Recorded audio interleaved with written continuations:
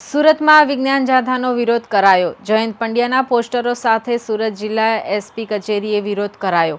ભારત દેશ સનાતન ધર્મનો દેશ છે। જયંત પંડ્યા સનાતનનો દુશ્મન લાગે છે તેવા પ્લે કાર્ડ સાથે લોકોએ વિરોધ કર્યો।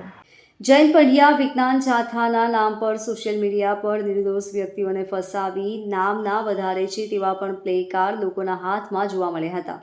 ખોલવાટા ગોપાલભાઈ ઉર્ફે ઉમેશ ઉસળના ઘરે જયંત પંડ્યા 26 જુલાઈના રોજ ગયા હતા। મહિલાને દોરાધાગા કરી પરિવારથી દૂર કરવાના આક્ષેપ સાથે કામરેજ પોલીસ સ્ટેશનમાં ઉમેશભાઈ ઉસળ સામે ફરિયાદ નોંધાવી હતી। પૂનમબેન જસાણીએ ઉમેશભાઈ પાસે દોરાધાગા કરાવ્યા હોવાથી તેને ઘર છોડ્યું હોવાનો પણ આક્ષેપ ઉમેશભાઈ ઉસળ પર મૂક્યો હતો।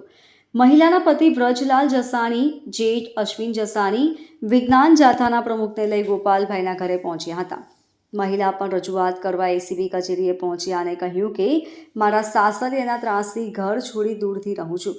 ઉમેશભાઈ ઉસળે માંગણી કરી કે જવાબદારો સામે કાર્યવાહી થવી જોઈએ અને અમને અમારા સમાજમાં ખોટી રીતે બદનામ કરવામાં આવી રહ્યા છે તેના પર પણ કાર્યવાહી કરાવવી જોઈએ। મારું નામ ગોપાલ ઉર્ફે ઉમેશ કેશુભાઈ ઉસળ। હું અત્યારે ડીવાયએસપી સાહેબ ગ્રામ્યની કચેરીએ આવ્યો છું। બરાબર, અહીંયા હું અરજી દેવા આવ્યો છું જયંત પંડ્યા વિરુદ્ધની। એણે મારી અટકાયત કરી હતી 26/7/2025ના દિવસે।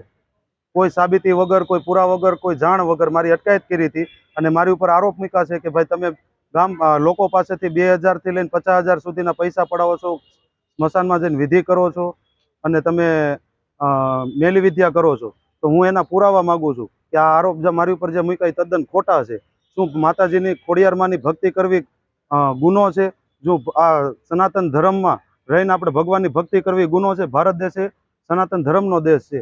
તો આ જયંત પંડ્યા વિજ્ઞાન જાથાનો પ્રમુખ છે।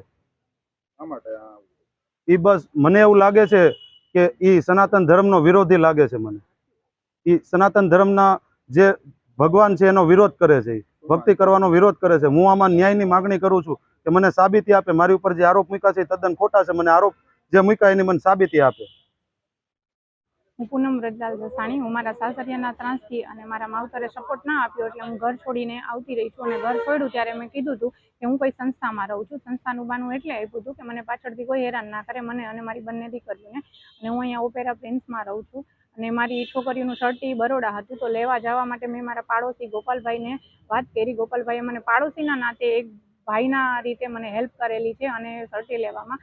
અને મારા સાસરિયા પક્ષના ગોપાલભાઈ ઉપર જે આરોપ નાખે છે એ ખોટા છે। એને હું રહેવા આવી ત્યાર પછીથી ગોપાલભાઈને ઓળખું છું, એની પહેલા ગોપાલભાઈ મને ઓળખતા ન હતા।